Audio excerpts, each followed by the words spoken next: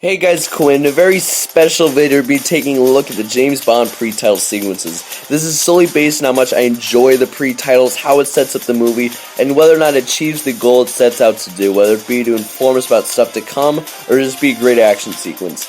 Every Bond film except Dr. No is on this list because Dr. No doesn't have one. So without further ado, here is the ranking of the James Bond pre-title sequences, worst to best. Number 22, For Your Eyes Only. Now, I love every Bond pre-title except this one. The action's okay at best, and although watching Bond slip across a helicopter is interesting enough, as a pure action scene, this sucks, but we all know why the scene's bad. Having the addition of Blofeld just for the hell of it was a major mistake, and honestly it distracts me to the point where this entire film becomes the one that Blofeld's killed off in. And although it helps the people like me who know that Bond's the same guy throughout, it angers me that after so many films he's killed off in a half-assed way.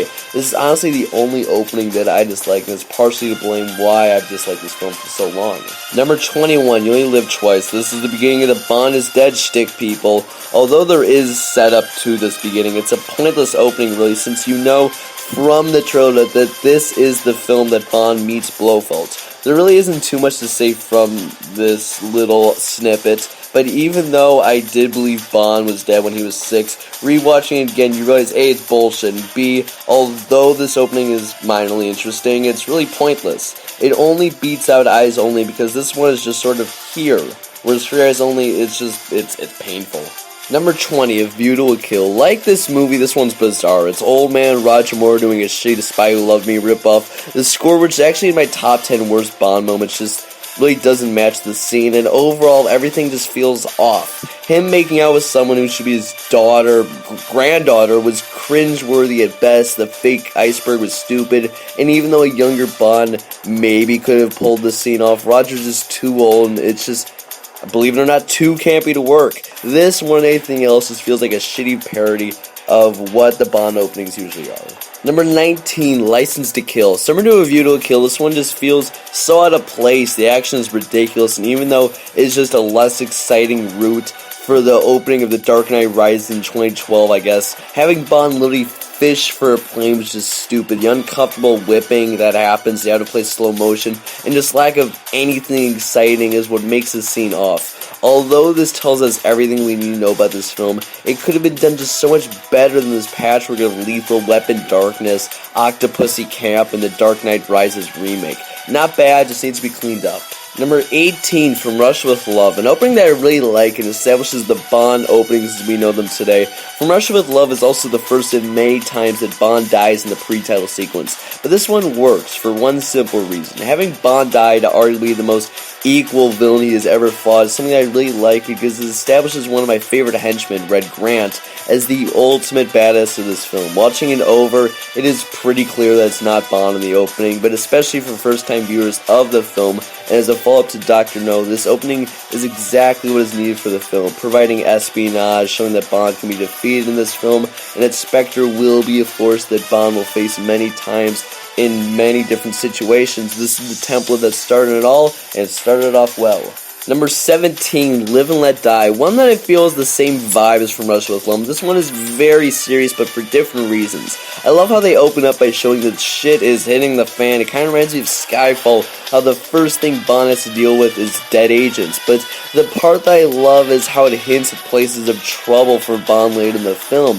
New Orleans, New York, and San Monique are all the places where Bond gets screwed with in one way or another, and I love how they show that under the same situation and conditions, agents are dying whereas Bond survives. I do find it interesting that Roger Moore is not part of the pre-title at all for this movie, but I feel like that adds a little bit of tension, danger, like he doesn't know what he's in for. Either way, even though this is just a setup pre-title sequence, it is done to perfection.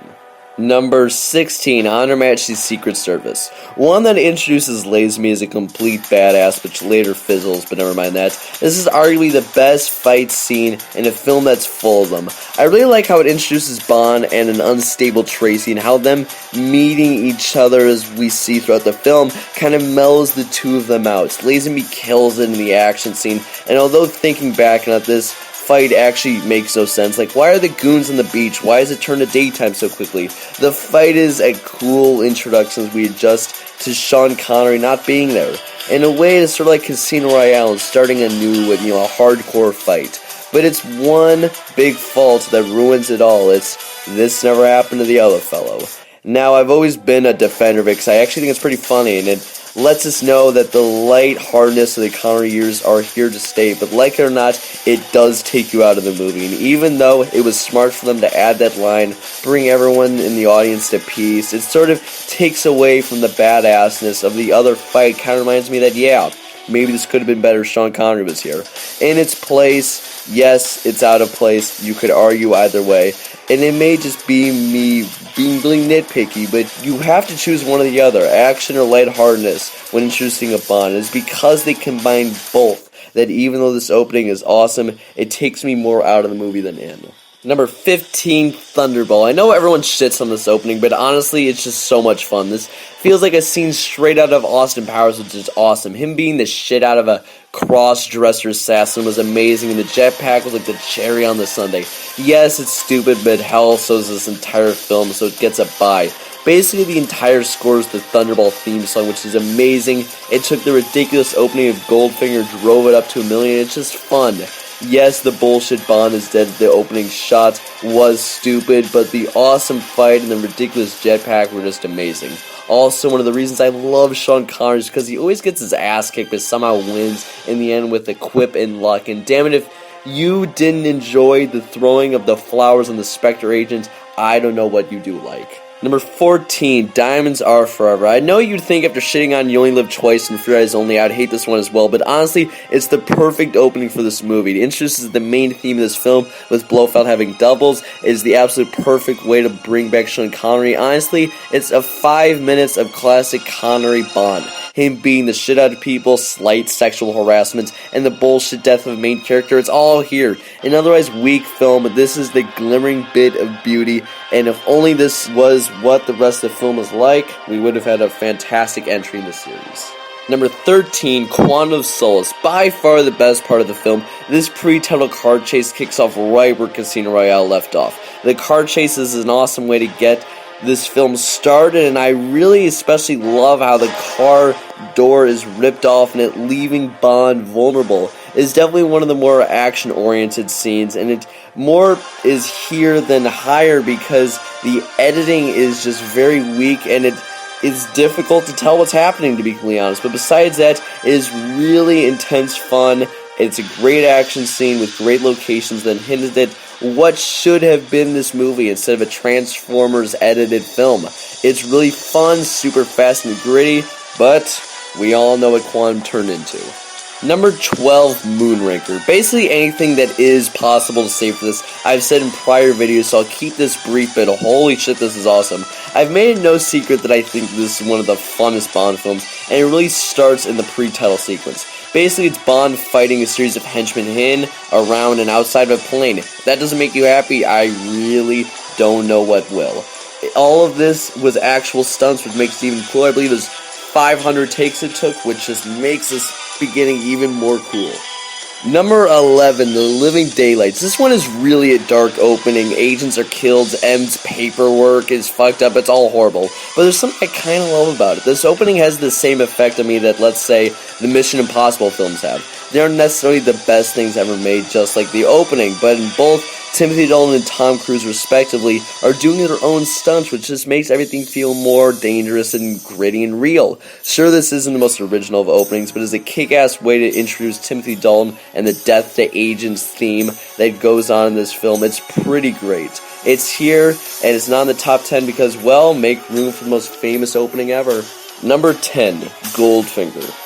The one that started it all, the one that's maybe the funniest one outside of Octopussy, because the entire opening of Goldfinger is just Bond making ridiculous puns, getting his ass kicked, blowing stuff up, getting the ladies drinking. It's all fantastic. The fight he has in this scene is wonderful, and his line at the very end is borderline inspirational. As the opening that really started the idea of a scene that has nothing to do with the rest of the film. Goldfinger started it all in a pretty damn high standard, and although it took them a solid few films to beat it, this opening, in my opinion, encapsulates the badassness that is Sean Connery. It may not be the best in the series, but it's definitely one of the coolest. Number 9, Tomorrow Never Dies. Holy Holy shit, this one's insane. If for some reason you haven't seen this movie, it is more or less the Octopussy of the Pierce Brosnan era. Action galore, unnecessary insane plots with awesome puns, explosions, planes, it's amazing. And it all starts here. This opening sequence is an action junkie's dream and an epileptic nightmare all in one. Nothing really ever happens near something that can be called substance, but more or less we hear of a satellite code changing device thing, and that's about it. So this 10 minutes of action, worthless or not, is a perfect way to start off this lighthearted action galore film. But it lost out to what I believe to be Tomorrow Never Dies' big brother. Number 8, Octopussy. I love this one, and honestly, we can all agree you watch Octopussy for this opening scene. You know why? 'Cause it says everything. This one really is Tomorrow Never Dies on steroids. You have old man Roger Moore doing his best Cuban impression. You have arguably the best plane sequence in the entire series, which is saying a lot. And I love how Roger Moore just has no expression while he's flying. At all. He's just sitting there, dodging a bullet. It's amazing. People call him Win, and I call him gracious. This is truly the most bombastic of the Roger Moore openings, and to film with the title Octopussy, you need something ridiculous. And although I completely see why people call this the best, just as easily why people hate it, because honestly it defies physics, this opening. I love it all the same. This opening is like the Fast and Furious of James Bond openings. It makes no sense, has awesome vehicles, breaks the laws of physics, but hell, it's badass. It's one of my favorite scenes and one of my favorite Bond films. Number 7, The Spy Who Loved Me. We all know why we love this opening, so I'll keep it brief, but oh my god, this isn't the coolest stunt ever, I don't know what it is. I rank the ski jump as the best James Bond stunt ever in one of my older videos, and I stand by it. But the rest of this opening is great, not showing the massive tanker ship, but rather people's reactions to it is a common director move, but it's really smart that they did it. I just love the sense of Bondism in this opening, like, he's back with the bang. His line about how England needs him is just something you pump your fist at. This really does seem like the opening that has the most care and, attentiveness, and I feel like the rest of the Roger Moore films, they just don't have it. It's not the best, but it's damn near close.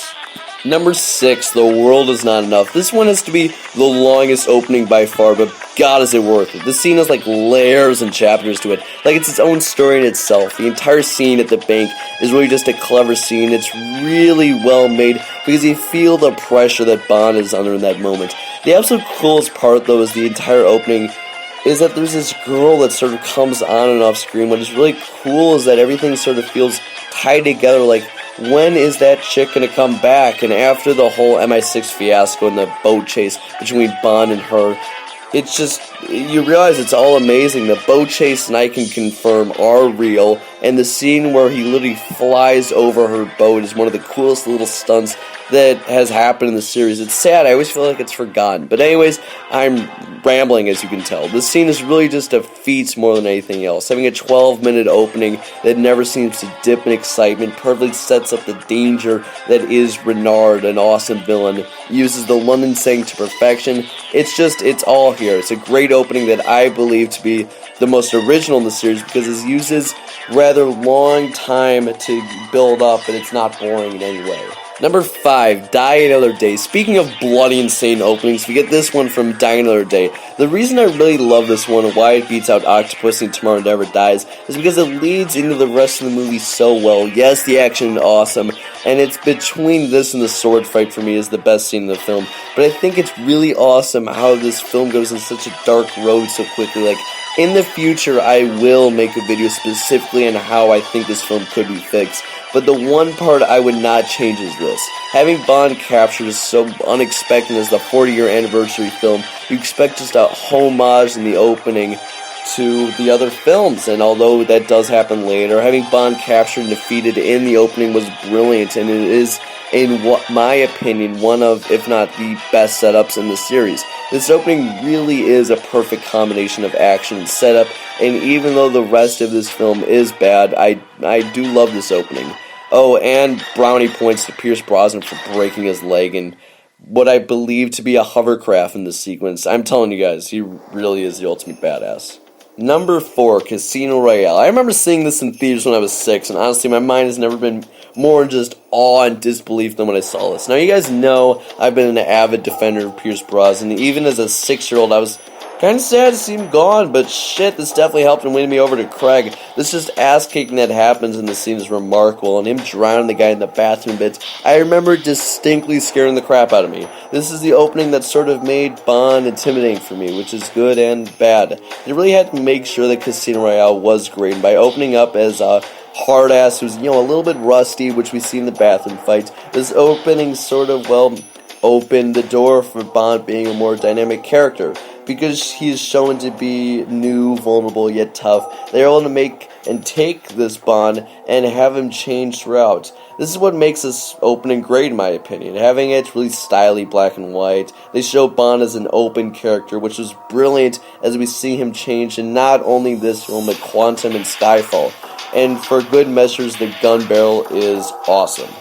Number 3, the man with the golden gun. Yeah, I know, I don't think there's anyone else who ranks this scene quite so high, but come on, it's perfect. You have the gangster from Diamonds Are Forever dueling against Christopher Lee in the most crazy, complicated funhouse ever made. It's perfect. I believe besides Live and Let Die, this is the only scene that doesn't actually have Bond in it. And yes, I'm giving the benefit of the doubt From Russia with Love, but that is my only guess to why people don't like this scene. It establishes the Scaramanga, the man with the golden gun character, to be the best Bond equal since Red Grant, and honestly, it's just the opening of From Russia with Love times a million. You get major hints of the characters of the Maud Adam Bond girl figure, Scaramanga and his mini-me henchman Knick-Knack, and I love how this opening mirrors the end duel with Bond himself. You really see that the two want to go against each other, but this opening for one sheds light on the villain's point of view, which is why this is so great. No one can beat Scaramanga, so he just wants to face Bond. It is just a really tense opening that, like The World's Not Enough, is just a little long but keeps constant tension throughout.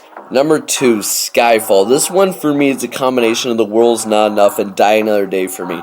The ending is sort of an oh shit moment, but the road to that point really has layers, kind of like The World's Not Enough. For that reason, I don't want to spend too much time on this one, but I really just think it flows together better than The World's Not Enough, and that is why it is so high. Not having gun barrel at the beginning, which I believe to be one of the major faults of Quantum, has a stroke of brilliance because of how that flows right into the film and it keeps the tempo up throughout. It's a really intense opening, and having Bond die, none of this bullshit doing live twice, but actually having him die, you feel his pain. My one minor gripe is that because this is at the very beginning, one of two things have to occur. Either you have no film, or what actually happens, Bond is a bullshit resurrection from the dead. It's an awesome opening either way, though, that actually uses Bond's death to its advantage. Just for me, it limits what you can do with Bond, but oh my god, the rest of this opening is brilliant, and only barely loses to what I really believe is the granddaddy of them all. Number 1, GoldenEye. Yeah, I'm sorry about this one, but let's be honest here, this one is the best. We open with an amazing gun barrel, and then literally 15 seconds in, Bond drops off a goddamn dam. Hell, he could have just stopped here. This could have just stopped here, and it would have made it into my top 10, but the rest of the sequence is just even more perfect. Not only is the score in the pre-title sequence my favorite in the series outside of the James Bond theme and Dr. No, but the action really between Bond and 006 are just so much fun. You feel like you're there with them. In the last real Cold War scene in the Bond series, this opening just feels more raw and Bond-like than any other in this series. People call the opening to Goldfinger the best because it's just pure Bond, but this, at least for me, is Bond 100%. You can tell he loves his friend, and honestly he enjoys the danger of this mission, but ultimately he acts for country. You can feel that it's hard for him to do this shit he feels throughout the scene and this entire film. That's why I love this opening and really this film. Sure, it is a great story, action, sidekick in 006 and all that fun stuff, but the heart in this opening is something that every other pre-title sequence lacks. This is called the 5th best opening scene to any film ever by Watch Mojo, and yeah, I agree with that. In every way that it sets up the film, it has stunts, story, character, and action, but also has heart, and that is why GoldenEye is the best pre-title sequence. Question, what do you guys think is the best pre-title sequence? Before I go, though, I am having a channel-wide challenge competition that I want to tell you guys about. Everyone can participate. You don't need to make videos or anything like that. It's just something that I believe will benefit everyone. So check out the video titled Much Watch Huge Fan Competition / Opportunity to find out more. Anyways, as always, like, share, comment, subscribe for more great James Bond content. And I really do appreciate every new viewer, so please feel free to join the Quincy community. But anyways, I'll see you guys next time. Ciao.